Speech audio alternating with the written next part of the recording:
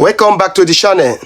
What if I told you that the biggest obstacle to Nnamdi Kanu's freedom is not the DSS, not the Nigeria court, not even the president, but his own people? Yes, there is a video going viral right now.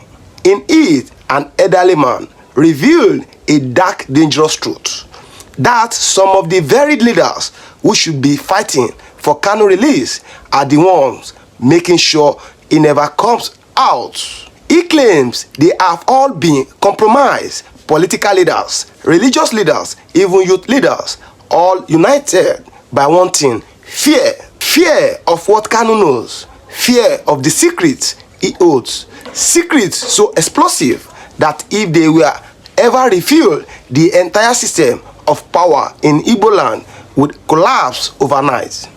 And according to this man, they have gone so far as to manipulate the very people who love Kanu the most, the youth, making them believe in a false hope that the cause will free him. But behind the scenes, they are making deals to keep him locked away forever. Now, listen to his words yourself.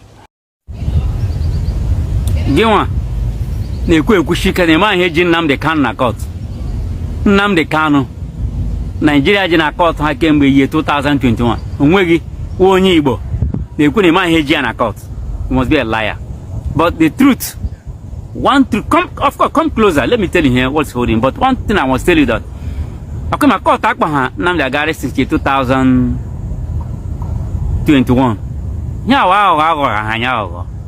Nnamdi Kanu will not come out through the courts. How was she? This so I say Nigeria. Nnamdi Kanu na lie. Oga walk. Come closer. Let me tell you what is holding him.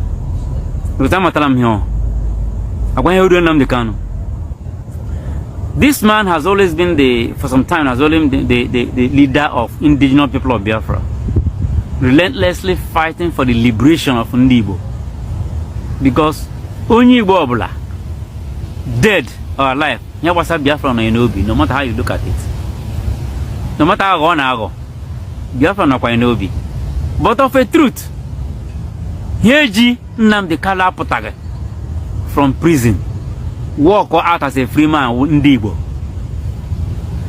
Igbo, particularly the political class led by the governors, the religious leaders led by their bishops, captains of industries, and of course the complacent youths.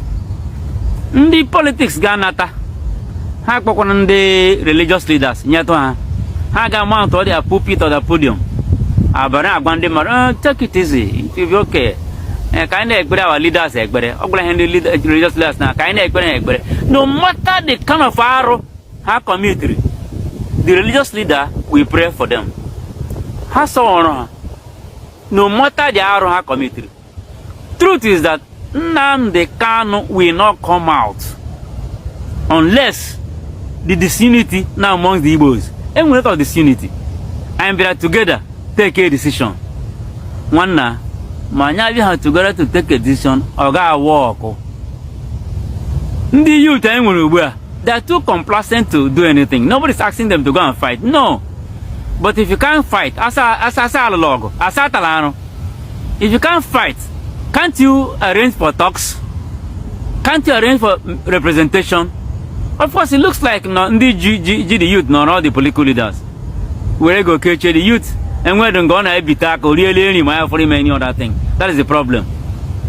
If not, Nnamdi Kanu, I want the Nigeria such because I Kuba Oku. Ndi Igbo leaders Kuba Oku. Not to talk of Haneza. Now no one Haneza. We don't know what's happening with them. If not, the Afenifere and stuff like that, they would have spoken for the release of their son.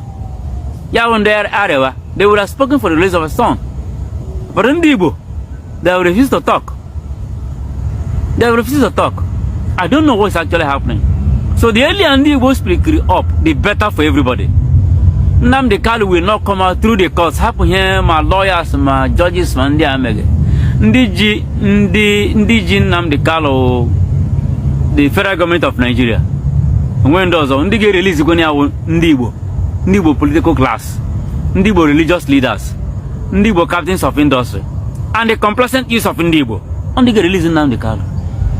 Every he got caught out the next 10 years, that young man is not yet out. The political class are they know what's going on. Let it not be what I'm thinking. And that's what I'm thinking. The political class is thinking seriously that release the gains in politics will be a thing of the past. That's simply the truth. The gains we are having politically will be a thing of the past. Or of course, yeah, man, the political class the religious leader who will be in pulpit now. Of course, don't go you know, before I go got Thanksgiving. It's funny. So we all know when Nnamdi Kanu is there. We're two ways about it. Unless the governor sign the National Assembly, House of Assembly, even the government chairman, get them involved, get the religious leaders involved, get the captains of industry involved, and our youth. This young man happened. We're two ways about it. You know what I'm saying about self-deception. Let the truth prevail. Don't go anywhere. I'm going to break down exactly what this man warnings means for the future of Igbo land, for the struggle for Biafra, and for the Kanu's life itself. And at the very end, I will reveal the one move that could shatter this chain of betrayal, a move they never ever want you to know about. The elderly man did not stutter. He said plainly, the fight for Kanu's freedom is not being lost in Abuja. It is being lost right here, the heart of Igbo land. The very leaders who were expected to stand for truth, to fight for justice, have chosen self-preservation over courage. Why they shake your hand in public? They are dialing secret number in the night. Why they pose for picture with the people? They are whispering deals in quiet room, far away from the ears of the masses. This is not the kind of betrayal that comes from an open enemy. This is the sting of a knife in the back from people smiling in front of you while cutting you down in the shadows. The secret in Kanu's hand. The man warns Kanu is not just a political prisoner. He is a vault full of dangerous truths. He knows what politicians have said behind closed doors. He knows which religious leaders have taken bribes. He knows the name of those who sold the future of their people for personal gain. This makes him more dangerous to the system than any protest, any petition, any march, because once a man with that much truth is free and has a microphone in front of him, no one who betray him will sleep again.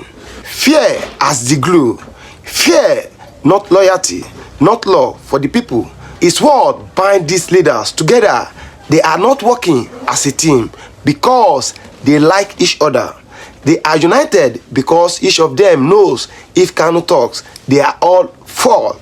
Political rivals become quiet allies. Church leaders become political messengers. Youth leaders become puppets in invisible strings. It is a network held together not by vision but by the terror of exposure. Targeting the youth, the elderly man assesses them of the most dangerous move yet. Targeting the youth, they know the youth are the most powerful voice in demanding Kanu's release. So, instead of confronting them directly, they choose a slower poison. They whisper, trust the process, wait for the court, be patient. Every month that passes without action, more young voices grow silent. And that is exactly what they want. To make Kanu's release fade into the background until it disappears from our conversation completely. Religious complicity. Religion in this story is not a shield, it is a weapon. The man say some pastors, some bishops have been quietly confused to avoid the topic of Kanu'S release. Instead, they focus on preaching message of peace and forgiveness, not because it is the moral thing to do, but because it keeps their congregation calm and less likely to raise in protest. It is a strategy as old as politics itself. Use the puppet to control the street, and sadly it works. Politicians playing shares. Politicians are not just ignoring Kanu'S case, they are using it. His detention has become a bargaining chip, a card they can play at any time. They whisper to Abuja, keep us close and we will make sure our people don't cause trouble. In return, they get appointments, they get contracts, they get political protection. The longer Kanu'S remains inside, the more valuable these politicians become to the very system holding him. It is a cold, calculated chess game, and in their eyes, Kanu'S is not the hero, he is the pawn. Why the court won't free him? To the man, the idea that the court will set him free is purely fantasy. No Nigeria judge will risk their career to release a man which his own people are quietly they want him to stay inside. The legal system becomes a theater. The courtroom is the stage, the lawyers are the actors. But the verdict, that script was written long before the trial even began. The only part, the man offer one solution. The only way Kanu'S walks free is if all Igbo leaders, political, religious, and traditional, unite with one voice and one demand. But he adds they will never do it willingly. The only things that could force them is overwhelming pressure from the people. Without doubt, their fear of losing power will always outweigh their fear of the people angers, fighting the enemy within. If this man is right, the fight for Kanu'S freedom is a two-front war. One front against the federal government, the other, far more dangerous, is against betrayal from within. And history has shown an enemy inside your own walls is harder to fight than an army outside your gates. They smile in daylight, they speak your language, they attend your events, but in the night they work against you. A chilling endgame. His final words are warning. If the people do not rise with one voice, if they do not demand their leaders act, Kanu'S will not only remain in detention, he will grow old there. And when history is writing, the blame will not only fall on the federal government, it will fall on the leaders of today. You have the power to free him, but you choose to keep him locked away. If this message shock you, don't just watch, act, share this video now, so the truth spread beyond this platform. Drop your comment below. Do you believe the elderly man's claim, or do you think there is another hiding side to this story?